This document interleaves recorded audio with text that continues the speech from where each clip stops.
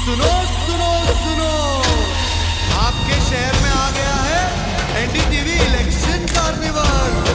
कलाकारों का होगा धमाल, एनडीटीवी पूछेगा सवाल, देखिए क्या होता है नेताजी का हाल। आपके शहर में आ गया है एनडीटीवी इलेक्शन कार्निवल।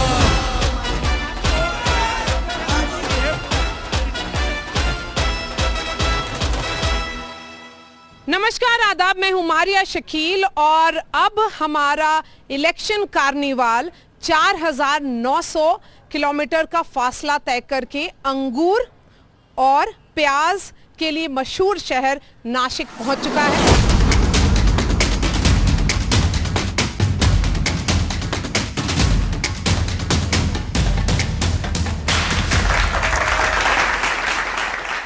यहाँ पर लोगों से चर्चा करेंगे क्योंकि हमारा जो ये कार्निवल जो सजा है एक बहुत ही खास जगह सजा हुआ है।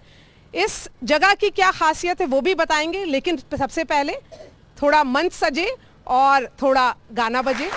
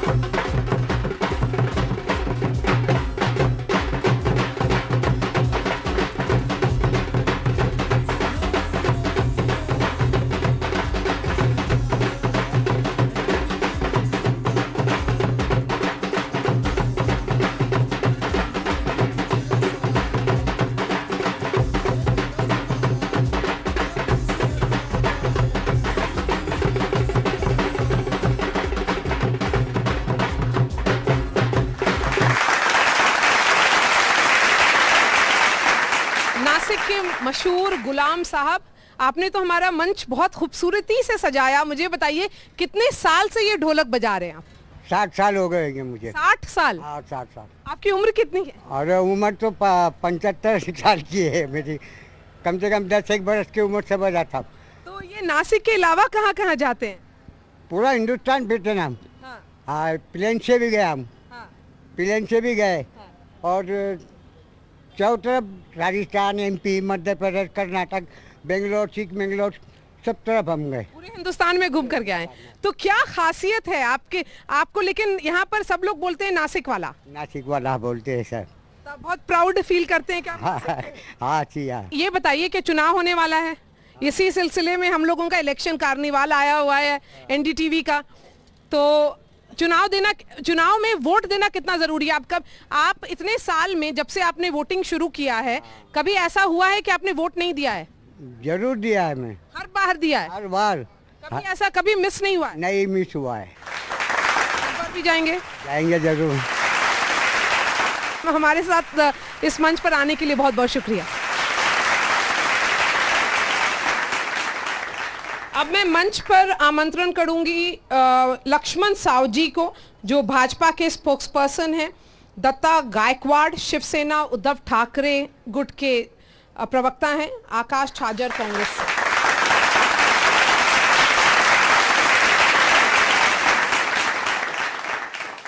ये रामकुंड है, ये जो जगह है ये रामकुंड के नाम से मशहूर है और 12 ज्योतिर्लिंग में से एक लिंग नासिक में है।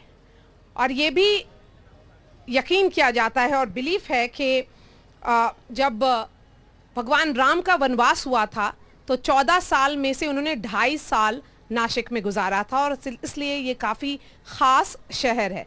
तो इसलिए शायद इसकी पॉलिटिक्स भी बहुत ही ख़ास है और इस पर चर्चा भी होना बहुत ज़रूरी है। और हमारे साथ जो ऑडियंस है वो भी बहुत इंटरेस्टिंग है क्योंकि महिलाएं भी हैं और साथ में जो शख्स हैं यहाँ पर वो एजुकेशन के माहिर हैं। उनके जो सवाल होंगे वो बहुत अहम होंगे, जो उनके पर्सपेक्टिव होंगे वो बहुत अहम होगा। हमारे साथ यहाँ पर इंडियन मेडिकल एसोसिएशन के जो चीफ हैं वो भी मौजूद हैं। तो सबसे पहले मैं सवाल आपसे पूछूंगी, 2 लोकसभा क्षेत्र है, नासिक और डिंडोरी। नासिक से भाजपा के आप लोगों ने अभी तक तय नहीं किया है कि कौन चुनाव लड़ेगा। हेमंत गोडसे शिवसेना के यहाँ के सांसद हैं अभी भी, और डिंडोरी से यूनियन मिनिस्टर भारती पवार हैं। प्याज की नगरी है, प्याज का मुद्दा सबसे ज़रूरी है। एक्सपोर्ट बैन आप लोगों ने 20 दिन पहले लिफ्ट किया, तो ये तो बस चुनाव से रिलेटेड है, तो ज़रूर किसान को तो ये समझ में आ ही जाएगा कि ये लॉन्ग टर्म नहीं है, ये टेम्पररी है। दीदी जी, मैं आपको पहले आपने जो बात किया रामकुंड ज्योतिर्लिंग की, और इसके अलावा नासिक की बहुत सारी विशेषताएं और भी है जो पूरे देश को चलाने में हमको सहायता होती है। एक सांस्कृतिक धरोहर भी अच्छा है नासिक का। यह आध्यात्मिक जो बातें आपने बोली ये तो है जी, लेकिन सांस्कृतिक धरोहर भी बहुत बड़ा है। आजकल जो टीवी सीरियल जितनी चलती है उसमें जो लीड आर्टिस्ट है ना, मोर देन 50% आर्टिस्ट नासिक के हैं। एक बात मैं आपको बताना चाहता हूं। इस बात पर भी ताली हो जाए। इसके बाद में जो लिटरेचर है, साहित्य है, वो साहित्य क्षेत्र के बहुत बड़े लोग, राइटर्स, सब जो कि शिरवाड़कर जी है, कानेटकर जी है, ऐसे बहुत कम से कम 100 तक की लिस्ट होगी। ज्ञानपीठ पुरस्कार उनको मिला हुआ है। हाँ। ये भी है। प्याज की बात कर रहे हैं, एक्सपोर्ट बैन लिफ्ट हुआ है। वो भी बात हाँ, करेंगे। चलिए प्याज की बात कर रहे हैं। नहीं, वो भी बात करेंगे ना। हाँ। लेकिन जब हम पहले नासिक में जब ये शो करने जा रहे हैं और उन्होंने पूरी दुनिया देखने वाली है, पूरा भारतवर्ष देखने वाला है, चुनाव तो हमेशा आएंगे। पॉलिटिक्स पे आ जाइए। बहुत सारी विशेषताएं और भी है। नासिक में 25-26 डैम्स है और मुंबई को पानी जाता है और ये आधा जिला से ज्यादा शेड्यूल ट्राइब जिला है जी। एक बात जी, लेकिन जो मेरा सवाल है उस पर आ जाते हैं क्योंकि जो जनता है वो उत्तेजित हो रही है। नहीं, ये सब पहचान के हमारे, आपके पहचान कोई के बात लोग नहीं है। उत्तेजित हो रहे हैं। एक मिनट, अभी बात ऐसी है, ऐसा है, जो 10 साल में जो हमारी गवर्नमेंट चली है और मोदी जी के नेतृत्व में भारत का जो दुनिया में पूरे देश और विदेश में भी जो सम्मान होने जा रहा है और आगे भी होने वाला है, जनता ने मन बना लिया है। अगर देश का चुनाव है तो जहां के स्थानिक मुद्दे उठेंगे उसके ऊपर चर्चा होगी, लेकिन मोदी जी को मत देने का जनता ने मन बना लिया है। प्याज की चर्चा करेंगे क्योंकि जो भी आप मुद्दे बोल रहे हैं, सवाल ये प्याज नहीं है। की चर्चा आज क्या हो गया? जो निर्यात बंदी थी वो खत्म हो गई। आज वही बताइए ना। वो हो गई ना, वो मुद्दा गया आज से। कैसे कल गया? तक, आज सुबह तक उनका ये मुद्दा था, दोपहर के बाद ये मुद्दा नहीं रहा। चलिए अब कांग्रेस के प्रवक्ता बोलेंगे। हाँ, कांग्रेस के प्रवक्ता। 20 दिन पहले यहाँ का जो एक्सपोर्ट का बैन था वो उठाना सरकार ने उठाया है क्योंकि इलेक्शन आगे है। 220 मेट्रिक टन का जो बैन उठाया गुजरात का और महाराष्ट्र का 90 मेट्रिक टन का उठाया। आपको मैं बता देना चाहता हूं कि जो प्याज का उत्पादन गुजरात में सबसे ज्यादा हुआ, जो सफेद प्याज होता है, व्हाइट प्याज, जो यहाँ पे नहीं बनता, वो गुजरात में बनता है। जो 220 मेट्रिक टन का बैन जो उन्होंने उठाया क्योंकि गुजरात के व्यापारियों के पास उतना प्याज अभी तक बचा हुआ है। तो क्यों 220 मीट्रिक टन का महाराष्ट्र में नहीं उठाया? यहाँ पे सिर्फ 90 मीट्रिक टन का उठाया, क्योंकि वो सारा प्याज किसानों का व्यापारियों के गोदाम में है। ये व्यापारियों के लिए किया है, ये किसानों के लिए नहीं किया है। और ये जो बोल रहे हैं ये प्याज के बारे में क्यों नहीं बोल रहे? क्योंकि इनके आंखों में वो प्याज के आंसू नहीं है जो किसानों के आंखों में है। और नासिक का किसान, नासिक का इनको अंगूर की नशा हो गई, इनको क्या मालूम प्याज। मगरमच्छ के आंसू हम बहाते नहीं है। जब इनका सरकार था तो इन्होंने कभी एक्सपोर्ट का ये उठाया नहीं था। जो किसान रो रहा है, निर्यात बंदी कभी उठाई नहीं इन्होंने, कांग्रेस वालों ने। 1992 से 2014 ये हमने किया है, हम कर सकते हैं सिर्फ ये निर्यात बंदी लीजिए। उठाने का काम। 1992 से 2014 तक के आंकड़े उठा लीजिए। ये इनके बस का गेम नहीं है, इसलिए जनता ने उनको घर पे बिठाया है। चलिए एक मिनट उनकी भी बात सुन ले। ओपनिंग कमेंट्स है अभी तो चर्चा की शुरुआत हुई है, सब लोगों के पास आएंगे, आप लोगों के पास भी आएंगे। सर आप मुझे ये बताएं कि यहाँ पर सबसे बड़ी मंडी है प्याज की, प्याज मुद्दा है और प्याज के एक मुद्दे पर सरकार भी हिली है, तो क्या वो मुद्दा किसान अब खुश हो गया है कि एक्सपोर्ट बैन लिफ्ट हो गया, या उसको इस बात का भय है कि ये फिर से कुछ होगा, ये बस चुनाव का दावपेच है? मैं उसके बात पे भी आता हूँ। सबसे पहले भारतीय जनता पार्टी के मेरे दोस्त थे, नजीक थे, साहू जी, उन्होंने नासिक के बारे में आपको बताया। आनंद कानेरे थे, ताजा साहब शिरवाड़कर थे, मगर सावरकर को भूल गए। सावरकर भी इधर थे, वो भूल गए।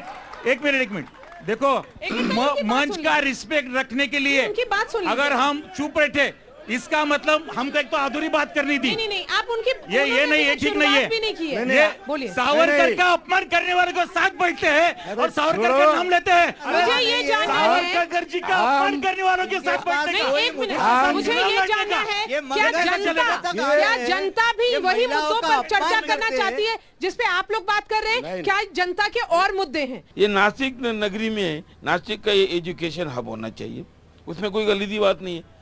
ये देखो कि आजकल 83% अनएम्प्लॉयमेंट का प्रॉब्लम हर ओर चल रहा है, उसमें से ग्रेजुएशन का प्रॉब्लम है। दूसरी बात ये है कि अभी तक अपना ड्रॉप आउट परसेंटेज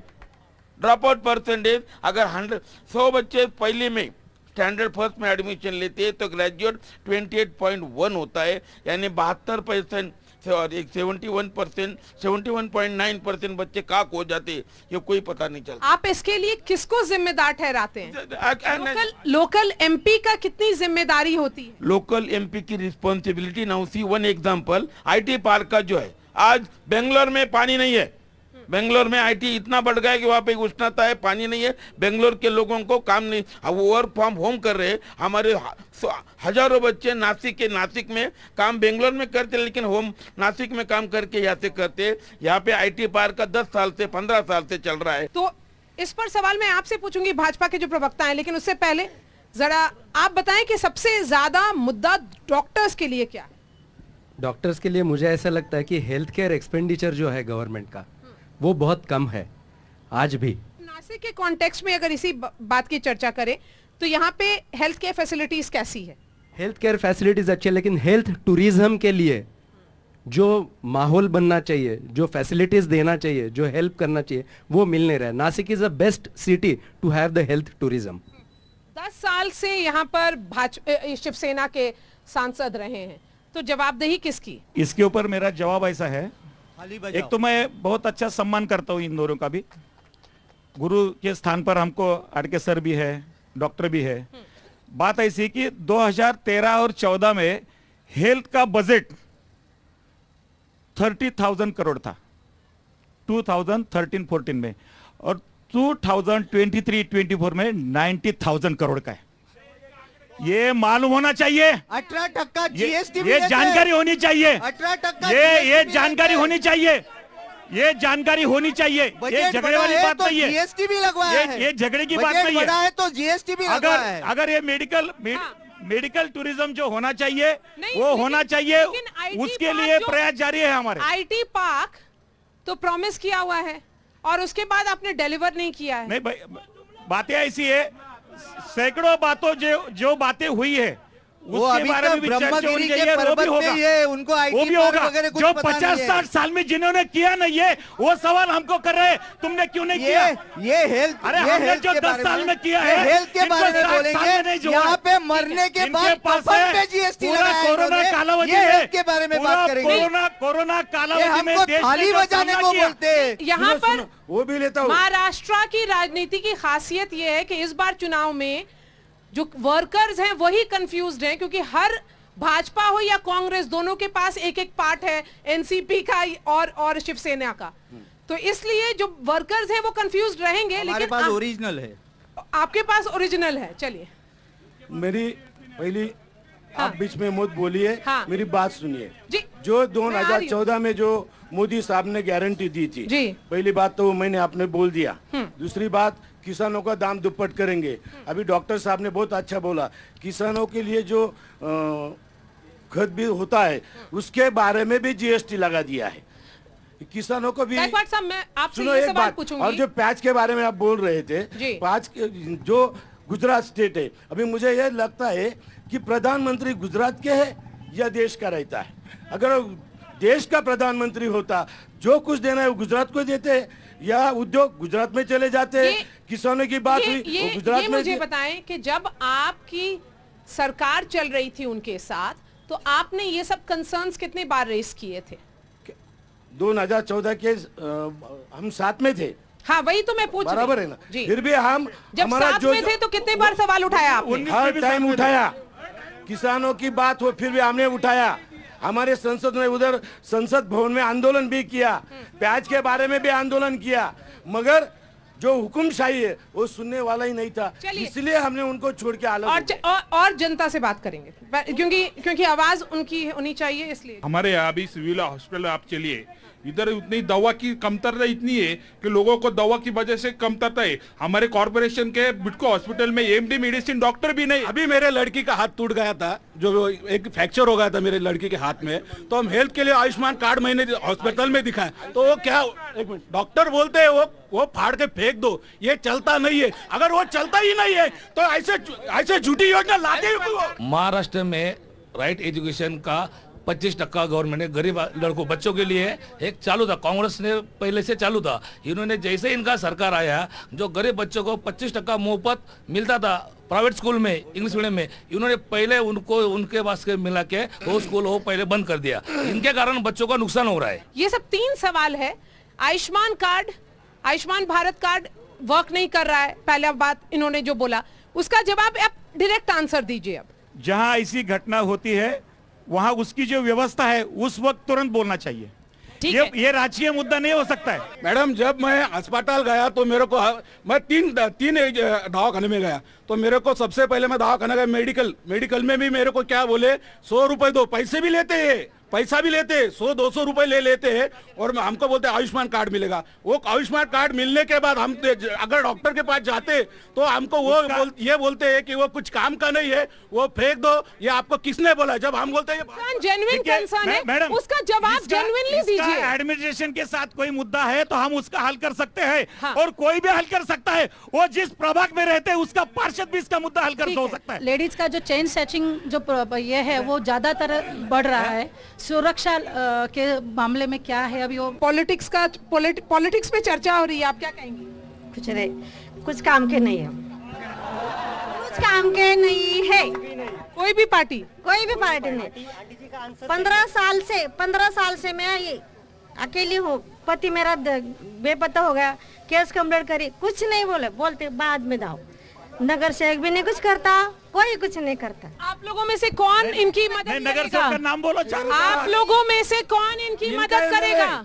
मेरी बच्ची मती मंदे हम करेंगे, कोई नहीं करता। हम करेंगे, दवाखाने में गए, हम करेंगे। हुआ आप पेंसिल का उधर डॉक्टर बोलता वो लाओ, अरे कहाँ से लाएंगे? हाँ, ये काम करूंगे क्या? 10 घंटे से काम करते, तो उधर भी पगार मिलेगा तब जाके घर पर ये करेंगे ना। सब लोग बोलते दीदी, आप उनका डिटेल लीजिए, मैं आपको डिटेल भेज दूंगा उनका काम करने के बाद। चलिए, मैं करूंगा। लक्ष्मण साहू जी, हम करेंगे। हमारी आवाज़ सुनिए, क्योंकि हम वोट देते हैं इसलिए आप वहाँ आते हैं। एक्चुअली मुझे ये कहना है कि 2 पार्ट है मेरे, एक किसान और दूसरा पार्ट ये कि सबसे सबसे अहम बात ये है कि हम लोग इनको वोट करते हैं जी। हम मतलब बहुत प्रयास लेके कष्ट करके इनको वोट करते हैं, लेकिन हमारी वोट की कोई अहमियत नहीं रखी जाती, कोई कीमत नहीं रखी जाती, क्योंकि जिस दिन हम वोट करते हैं उस दिन उनको किसी पार्टी को वोट कम पड़े तो सडनली वो दूसरी पार्टी को जाके ज्वाइन हो जाते हैं। तो ये जो इनका चल रहा है इसमें उन्हें एक निष्ठता चाहिए, उनकी वोटिंग, उनकी जो राजनीति है उसमें एक निष्ठता चाहिए, क्योंकि आज हम उनको वोट करते हैं, वो दूसरे दिन किसी और को जाके मिल जाते हैं। जैसे बहुत सारे मुद्दे हैं, लेकिन अभी नासिक जाना जाता है अपने क्लाइमेट के लिए। अभी नासिक का भी तापमान बहुत बढ़ रहा है, तो ये तो ग्लोबल वार्मिंग तो बहुत बड़ा इशू है, जैसे नेशनल इंटरनेशनल, लेकिन लोकल लेवल पे अपने चुनावी क्षेत्र में अगले 5 साल में हम क्या करेंगे, इसके लिए कुछ है क्या इनका प्लानिंग ऐसा, तो वो मुझे जानना है। ये ग्लोबल वार्मिंग के पॉइंट ऑफ व्यू से कि क्या आप कर रहे हैं, क्या कुछ रोड मैप है या नहीं है? मैम पहले देश की बात छोड़िए, पहले सिटी की बात करते हैं, क्योंकि देश बहुत आगे और सिटी बहुत पीछे। अभी मैं एक ग्रेजुएट इंजीनियर हूँ, मेरे को अभी जॉब ढूंढने के लिए इतनी तकलीफ आ रही है, पूरे देश में कॉन्ट्रैक्ट फैला दिया है, कंपनी का कुछ नाम नहीं है, पेरोल पे कोई नहीं, कॉन्ट्रैक्टर पैसा कमा रहे हैं और जो कॉन्ट्रैक्ट में लोग काम कर रहे हैं वो खाली 15,000 पे काम कर रहे हैं। तो कॉन्ट्रैक्टर कब हमको ऊपर लेके जाएगा, कब कंपनी पे आएंगे? बात दूसरी हो गई, कंपनी में नासिक में आईटी सेक्टर होने वाला था, किधर गया वो है आईटी सेक्टर? उसके बाद नासिक में नासिक टू कल्याण लोकल होने वाली थी, उससे नासिक के लोग कल्याण में जाके भी कमा सकते, किधर गई वो बात? नासिक में मेट्रो होने वाला था, क्या मेट्रो की वजह से टायर बेस मेट्रो ला दी, वो किधर आ गई? खाली सिटी बस घूमते हैं, उसमें भी हमको बैठने के लिए जगह नहीं रहते, उसके भी टिकट रेट इतने ज़्यादा है कि सिटी बस से भी ज़्यादा है। इसी बात पर, क्योंकि अब जो वहां पर जो लोग बैठे हैं ना वो किसी पार्टी में नहीं है, इसीलिए उन लोगों के सवाल सबसे अहम है। यहाँ की जो कंपनीज हैं छोड़ करके चली गई गुजरात, आप लोगों ने क्या किया? क्या कोशिश की कि रोका जाए, नहीं जाए वो कंपनी, ज्यादा ऑप्शंस मिले, क्या आपने कोशिश की? मेट्रो कहाँ गई? युवा सवाल पूछ रहा है, नौकरी कहाँ है? युवा सवाल पूछ रहा है। राजनीतिक सवालों के जवाब राजनीतिक स्तर पर आएंगे। जो 10 साल में युवा पीढ़ी आत्मनिर्भर होने के लिए जो प्रयास किए गए, जो व्यवसाय के लिए उनको प्रोत्साहित किया गया, जितने लोगों को नौकरियां लगी, जितने जितने बड़े प्रोजेक्ट बने, वहां कहीं ना कहीं तो सर्विस को नहीं, आप नासिक की बात करें ना।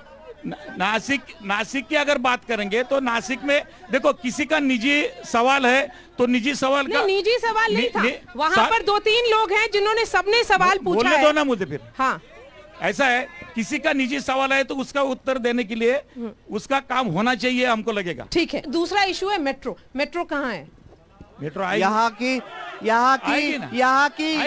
की गवर्नमेंट की 3 साल पहले उसके राह पर है। 3 साल हो गए। महाराष्ट्र में गवर्नमेंट की लोकल बसेस तक बंद कर दी है। हर चुनाव में गारंटी देते, ये करेंगे वो करेंगे, करते कुछ नहीं। यहाँ की लोकल मुझे जो हमारी मैडम, यहाँ की लोकल जो हमारी गवर्नमेंट की सिटी बसेस चलती थी वो तक ये लोगों ने बंद करवा दी है। एक सिटी लिंक नाम की प्राइवेट कंपनी को बसेस चलाने दी है। हर 2 महीने के बाद वहां पे स्ट्राइक होता है और ये गरीब जनता वो बस में बैठ भी नहीं सकती। उसका जो किराया है उससे तो उनको पैदल चलना अच्छा लगता है, इतना उसका किराया है, और ये मेट्रो लाएंगे। जोड़ तोड़ की राजनीति बहुत ज्यादा हो रही है इस स्टेट में, तो लोगों को पॉलिटिक्स पे भरोसा है या नहीं, मैं यही पूछती हूँ। यहाँ के पॉलिटिशियन जो सब है, सब पार्टी के, उन्होंने पहले मुद्दों पे ऊपर ध्यान देना चाहिए। आप लोग जो तरुण है यहाँ के, उसको यहाँ से जाना पड़ता है, मुंबई जाना पड़ता है, पुणे में जाना पड़ता है। यहाँ पे रोजगार क्यों आप उपलब्ध नहीं कर सकते? क्यों यहाँ की जो MIDC है वो इतने डेवलप क्यों नहीं है? मल्टीनेशनल कंपनीज आती क्यों नहीं है? इंडियन कंपनीज तक नहीं आती, उसके ऊपर उन्होंने काम करना चाहिए। और ये जो मंच है वो जनता का मंच है, ये लोग इनके ऊपर इनके ही डिबेट चल रहे हैं। जनता के क्वेश्चन देखिए, जनता को क्या चाहिए? जनता को सवाल जो जनता के हैं उसके जवाब तो आप दे नहीं रहे। जो यहाँ का युवा है, अगर वो इतना डिसइल्यूजन्ड है, उसको इसका किस पार्टी ने इधर का जो युवा है उसके लिए क्या प्लान किया है, वो इस बात पे कोई बोल ही नहीं रहा है। ये लोग इनकी बातें लेके रह गए यहाँ पे। एक्चुअली इन्होंने कहा कि बहुत सारे टैलेंटेड लड़के नासिक में हैं। अगर आज आपने देखा तो MBA इंजीनियरिंग लड़के खेती कर रहे हैं। क्यों? क्योंकि नासिक में इंडस्ट्रियल एरिया इतना डेवलप नहीं है जितना चाहिए कंपेरेटिव टू पूना और मुंबई। इसीलिए हम लोगों को, हम एजुकेटेड और टैलेंटेड लड़के बहुत है नासिक में, लेकिन जो इंडस्ट्रियल एरिया है जो ज़्यादा डेवलप नहीं हो रहा है और यहाँ पर सैलरी वगैरह सब। इसी पर हम पूछेंगे, इसी पर आप लोग तीनों सोच लीजिए जवाब अपना। हम जिस गोदावरी नदी के किनारे ये डिबेट कर रहे हैं उस गोदावरी रिवर का पोल्यूशन बहुत हाई पीक पर है और पिछले 10 साल से या 12 साल से हम लोग ये चर्चा कर रहे हैं, लेकिन प्रॉपर कुछ एक्शन इसके ऊपर नहीं हो रहा है। इसको हम दक्षिण गंगा बोली जाते हैं, बहुत पवित्र नदी, पूरे हिंदुस्तान से लोग यहाँ पे रिचुअल्स करने आते हैं, लेकिन यहाँ की पानी की जो क्वालिटी है वो बदतर दिन ब दिन बढ़ती जा रही है और इसके ऊपर कोई पॉलिटिकल एक्शन नहीं हो रहा है। क्राइम रेट बढ़ रहा है, महिला बार बार बोल रही हैं, और आपका युवा के लिए कोई रोड मैप है या नहीं? आपसे मैं कांग्रेस के प्रवक्ता से पूछना शुरू करूंगी। आपको अभी पता ही है कि फिलहाल कांग्रेस ने एक वचननामा जाहिर किया और इस देश में हर साल जो 30 लाख नौकरियां, सरकारी नौकरियां है, वो कम से कम 10 साल से वहाँ पे कोई रिक्रूटमेंट नहीं हुआ है। तो हमारे वचननामा में सबसे पहले बेरोजगार जो युवा है उनको हर साल वो 30 लाख नौकरियां हर युवा को देने का वादा हम लोगों ने किया है। हमारे वचननामा में उसके आगे जाके जो बेरोजगार है, जो युवा है, जो ग्रेजुएट होता है, जैसे इस लड़के ने अभी जो बताया कि मुझे नौकरी नहीं मिल रही है, क्योंकि यहाँ पे एक कल्चर है कि जो अप्रेंटिसशिप होता है वो सिर्फ बड़े घर के जो बच्चे होते हैं जो पास होके बाहर निकलते, बाहर हॉस्टल में जाके रह सकते हैं और उनका घर से उनका खाना पीना चलता है, उनको अप्रेंटिसशिप वो अफोर्ड कर सकते हैं। लेकिन यहाँ का गरीब बच्चा जो ग्रेजुएट होता है वो अप्रेंटिसशिप के लायक नहीं होता। इसीलिए कांग्रेस के वचननामा में लिखा है कि यहाँ से गरीब बच्चा जो ग्रेजुएट होगा और जो बाहर निकलेगा उसको हर सेक्टर में, फिर गवर्नमेंट सेक्टर हो, प्राइवेट सेक्टर हो, हेल्थ डिपार्टमेंट हो, उसको अप्रेंटिसशिप का हर एक को हक मिलेगा। ये हमारे वचननामा है। मैडम 1 मिनट में सिर्फ दूसरा सवाल था, उसका मैं उत्तर देता हूँ कि सबसे ज़्यादा हमको अच्छा लगा कि जो युवा है, जो राजनीति जानता है कि हम लोग वोट देते हैं और हमारा वोट बेचा जाता है, हमारी निष्ठा बेची जाती है। ये तो आइडियोलॉजी का सवाल है, लेकिन ये कल्चर महाराष्ट्र में ऐसा कभी पहले नहीं था। यहाँ पे जितनी पार्टियां टूटी और जितनी पार्टियों के नेता यहाँ से वहाँ, वहाँ से वहाँ गए, उनके ऊपर सारों के ऊपर करप्शन चार्जेस थे, वो डर के मारे गए, लेकिन हम लोगों ने हमारी आइडियोलॉजी नहीं छोड़ी। ठीक है, चलिए अब लक्ष्मण साहू जी, सवाल है नौकरी का, जवाब दीजिए उसी तरह का। युवाओं की संख्या और नौकरियों की संख्या, युवा आत्मनिर्भर होना चाहिए, व्यवसाय में उनको आधार मिलना चाहिए, इसलिए सरकार की जो योजना है हर युवा के हाथ में कुछ ना कुछ उसका व्यवसाय होना चाहिए।